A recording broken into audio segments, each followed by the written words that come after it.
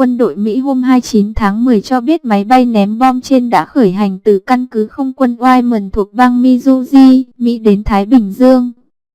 Thông tin trên được đưa ra một ngày sau khi Bộ trưởng Lầu Năm Góc Jim Mattis nhấn mạnh Triều Tiên đang đẩy nhanh chương trình vũ khí nguyên tử trong chuyến thăm tại Hàn Quốc.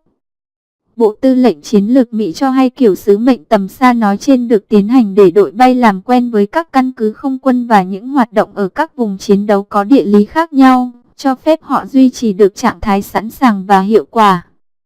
Trong thông điệp nhằm trấn an Nhật Bản và Hàn Quốc trước chuyến thăm của Tổng thống Donald Trump tại châu Á, quân đội Mỹ cho biết sứ mệnh của B-2 là một minh chứng rõ ràng về cam kết của Washington đối với các đồng minh và tăng cường an ninh khu vực.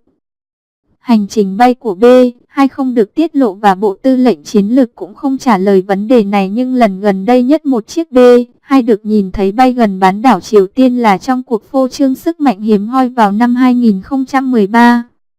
Giới chuyên gia quân sự nhận định nếu Mỹ tấn công Triều Tiên, chắc chắn sẽ có sự tham gia của B-2.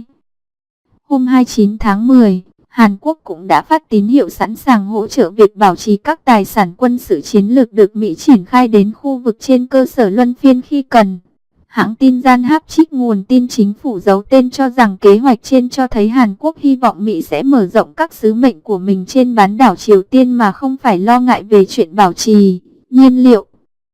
Hôm 28 tháng 10, Bộ trưởng Quốc phòng Mattis lên án Triều Tiên hành động ngoài khuôn khổ pháp luật và tuyên bố Mỹ sẽ không bao giờ chấp nhận một Triều Tiên có vũ khí hạt nhân. Cảm ơn quý vị đã xem. Xin hãy like, comment và đăng ký kênh miễn phí để nhận video mới nhất mỗi ngày.